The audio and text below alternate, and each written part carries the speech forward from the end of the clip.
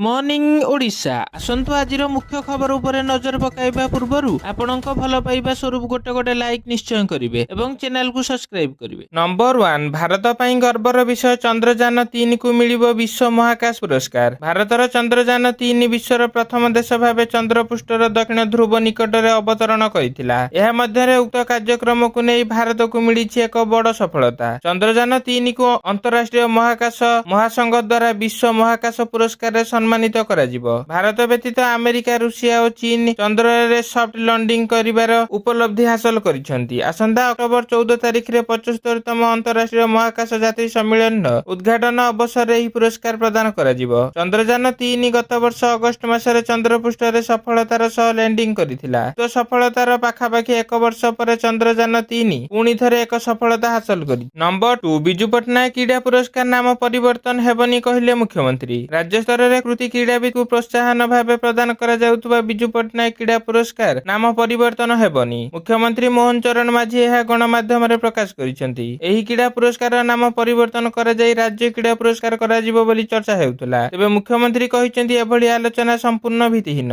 एनेई राज्य सरकारक पक्षरु कोनोसी योजना नाही। बीजेपी सरकार राज्यर बरपुत्र मानकु सम्मान प्रदान करिथांती। एथिरे कोनोसी दिमत नाही। पूर्वपरि बिजू पट्टनायक क्रीड़ा पुरस्कार जारी रहिबो। एथिरे कोनोसी परिवर्तन हेबो नाही। नंबर 3 आज मुख्यमंत्री अभियोग शुणाणी बंद रहिबो। मुख्यमंत्री मोहन चरण माझी प्रत्येक सोमवार भुवनेश्वर रे अभियोग शुणाणी करुथुबा बेले आज ताहा बंद रहिबो। साधारण प्रशासन और साधारण अभियोग विभाग पक्षरु एही सूचना दिया जाईछि। आज सोमवार होइथिले सप्तदश विधानसभार प्रथम अधिवेशन आरंभ होइथिबारु मुख्यमंत्री अभियोग शुणाणी को बंद रखा जाईछि बोली साधारण प्रशासन और साधारण अभियोग विभाग पक्षरु कहा जाईछि। नुआ सरकार गठन हेबा परे जुलाई मास प्रथम सोमवार अर्थात जुलाई 1 रु मुख्यमंत्री मोहन चरण माझी साधारण लोकंक अभियोग शुणी तांकर समाधान करुछंती। नंबर 4 आज संसदर बजेट अधिवेशन सर्वदलीय बैठक डाकिले केंद्र सरकार। जुलाई 22 अर्थात आज ठारू संसदर बजेट अधिवेशन गृह को सुरुखुरे चलाइबाकू केंद्र सरकार रविवार सर्वदलीय बैठक डाकिछंती। एथिरे सरकार समस्त पार्टीर सहयोग लोड़िछंती। गृह रे हंगामा न करी सबु प्रसंग रे किभली आलोचना होई परिबो एवं बिल पास होई परिबो से नै बैठक रे आलोचना करा जाईछि। मोदी सरकार तृतीय पाळीर प्रथम बजेट बसिबाकू जाउछि। अधिवेशन 6टी नुआ बिल उपस्थापन करने केंद्र सरकार योजना रखिछंती। एणु सुरुखुरे गृह चलाइबाकू सर्वदलीय बैठक रे विरोधी सहयोग लोड़ी पारंती केंद्र सरकार। नंबर 5 23 रे आउ एक लघुचाप आशंका उत्तर ओडिशा रे सृष्टि होई पारे बन्या परिस्थिति। गोटिए लघुचाप प्रभाव न सरुणु 23 तारिख रे आउ एक लघुचाप सृष्टि नै आशंका देखा देलानी। फଳରେ राज्य प्रबल वर्षा सह किछि अंचल रे बन्या परिस्थिति सृष्टि नै आकलन करूछि आंचलिक पाणीपाग विभाग।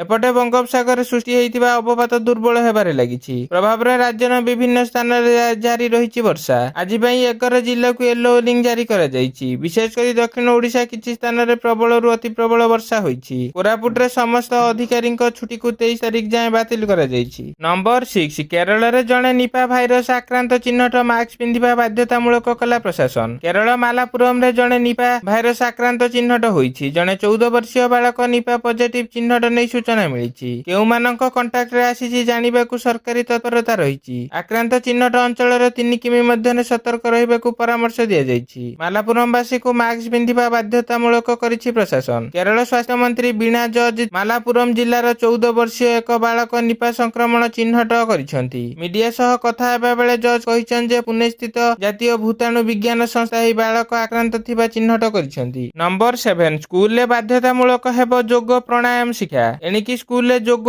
बा प्राणायाम बाध्यतामूलक शिक्षा निर्देशालय पक्षरु जारी होईछि। एही निर्देशनामा स्कूल ले प्रार्थना पर 10 मिनिट योग करिवे छात्र छात्री। दंडायमान अवस्था रे होई पारुथबा योग बा प्राणायाम करिवे। एथिरु किछि छात्र छात्री को जातीय स्तरीय प्रतियोगिता पई चिन्हट हेबे। जिला स्तर रे भल प्रदर्शन आधार रे स्कूल को योग किट्स प्रदान करा जिवो। स्कूल छात्र छात्री को क्रीड़ा क्षेत्र रे प्रोत्साहन करिबा पई राज्य सरकार को पक्षरु एही प्रयास करा जाईछि। नंबर 8 बिजू बाबूंको प्रति आम सरकारनकर सम्मान रहिछि कहिले क्रीड़ा मंत्री। बिजू पट्टनायक क्रीड़ा पुरस्कार नाम बदलाइबा चर्चा हेबार गोटिए दिन पर राज्य सरकार एनेई मुह खोलिछंती। एबे बिजू पट्टनायक क्रीड़ा पुरस्कार नाम परिवर्तन हेबनी बोली मुख्यमंत्री मोहन चरण माझी गणमाध्यम को कहिथिबा बेले किछि समय परे क्रीड़ा मंत्री सूर्यवंशी सूरज मध्ये एनेई निजर प्रतिक्रिया रखिथिले एवं से कहिथिले बिजू बाबूंको प्रति आम सरकारनकर सम्मान रही। ओडिशार वीरपुत्र मानकु सम्मान देबाकू क्रीड़ा विभाग चेष्टा करू। नंबर 9 सरकारी चाकरी मिलिबनी संरक्षण हिंसा मध्य बांग्लादेश सुप्रीम कोर्ट को बड़ निष्पत्ति। बांग्लादेश रे संरक्षण को नहीं हिंसा ମଧ୍ୟରେ ସୁପ୍ରିମକୋର୍ଟ ଏକ ବଡ଼ ନିଷ୍ପତ୍ତି ଦେଇଛନ୍ତି। ସରକାରୀ ଚାକିରିରେ ଥିବା ଅଧିକାଂଶ ସଂରକ୍ଷଣକୁ ବାଂଲାଦେଶ ସୁପ୍ରିମକୋର୍ଟ ରଦ୍ଦ କରିଛନ୍ତି। ସଂରକ୍ଷଣ ବଜାୟ ରଖିବା ପାଇଁ ନିମ୍ନ ଅଦାଲତ ନିଷ୍ପତ୍ତିକୁ ସୁପ୍ରିମକୋର୍ଟ ବାତିଲ କରି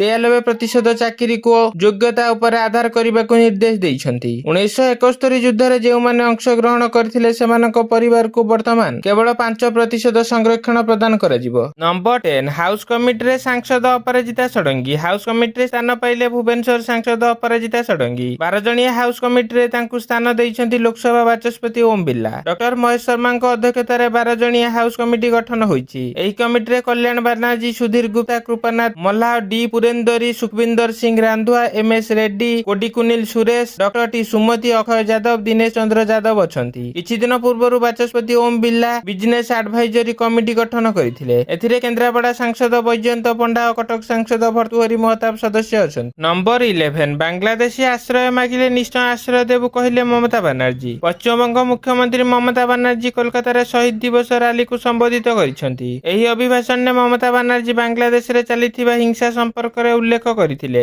ଆମକୁ ବାଂଲାଦେଶର ସାମ୍ପ୍ରତିକ ପରିସ୍ଥିତିକୁ ନେଇ ଚିନ୍ତିତ ହେବାର ଆବଶ୍ୟକ ନାହିଁ। ମୁଁ ଆପଣଙ୍କୁ ଆଶ୍ୱାସନା ଦେଉଛି ଯେ TMC ସରକାର ବାଂଲାଦେଶରେ ଫସି ରହିଥିବା ବଙ୍ଗଳାବାସୀଙ୍କୁ ବାହାରକୁ ଆଣିବା ପାଇଁ ସମ୍ପୂର୍ଣ୍ଣ ବିଶ୍ୱାସ ରଖିଛନ୍ତି। ଯୁଦ୍ଧଗ୍ରସ୍ତ ପରିସ୍ଥିତିରେ ବାଂଲାଦେଶରେ ଫସି ରହିଥିବା ସମସ୍ତଙ୍କୁ ପୂର୍ଣ୍ଣ ସମର୍ଥନ ଦିଆଯିବ। କେବଳ ବଙ୍ଗଳା ହିଁ ଭାରତର ଅସ୍ତିତ୍ୱକୁ ସୁରକ୍ଷିତ କରିପାରିବ। ବେଙ୍ଗଲ ବିନା ଭାରତ ନାହିଁ। ନମ୍ବର 12 ଶରଦ ପାୱାର ହେଉଛି ଦେଶର ଦୁର୍ନୀତିଗ୍ରସ୍ତଙ୍କ ରାଜା କହିଲେ ଅମିତ ଶାହା। ପୁନେରେ ଅନୁଷ୍ଠିତ ବିଜେପି ମହାରାଷ୍ଟ୍ର ଅଧିବେଶନରେ କେନ୍ଦ୍ର ଗୃହମନ୍ତ୍ରୀ ଅମିତ ଶାହା ବିରୋଧୀଙ୍କ ଉପରେ ଘୋର ସମାଲୋଚନା କରି କହିଥିଲେ ଯେ ଶରଦ ପାୱାରଙ୍କୁ ରାଜନୀତିରେ ଦୁର୍ନୀତିଗ୍ରସ୍ତ ରାଜା। ତାଙ୍କ ସମୟରେ ମରାଠା ସଂରକ୍ଷଣ ଅଟକି ଯାଇଥିଲା। ମୁଁ ବହୁତ ଚିନ୍ତା କରି କହୁଛି ଯେ ମହାରାଷ୍ଟ୍ରରେ ବିଜେପି ସରକାର କ୍ଷମତାକୁ ଆସିଲେ ମରାଠା ମାନଙ୍କୁ ସଂରକ୍ଷଣ ମିଳିଥାଏ ଏବଂ ଯେତେବେଳେ ଶରଦ ପାୱାର ସରକାର ଆସେ ସେତେବେଳେ ମରାଠା ସଂରକ୍ଷଣ ଲୋପ ପାଇଯାଏ। ପୁନେରେ ବିଜେପି ମହାରାଷ୍ଟ୍ର ରାଜ୍ୟ ଅଧିବେଶନକୁ ସମ୍ବୋଧିତ କରି କେନ୍ଦ୍ର ଗୃହ ଓ ସମବାୟ ମନ୍ତ୍ରୀ କହିଛନ୍ତି 2014ରେ ଦେବେନ୍ଦ୍ର ଫଡନାଭିସଙ୍କ ନେତୃତ୍ୱରେ ମୁଖ୍ୟମନ୍ତ୍ରୀ ଭାବେ ଆପଣଙ୍କୁ ମରାଠା ସଂରକ୍ଷଣ ମିଳିଥିଲା ଏବଂ ଯଦି ଆପଣ ମରାଠା ସଂରକ୍ଷଣ ଜାରି ରଖିବାକୁ ଚାହୁଁଛନ୍ତି ତେବେ ଆପଣଙ୍କୁ ବିଜେପିକୁ ଜିତେଇବାକୁ ପଡିବ।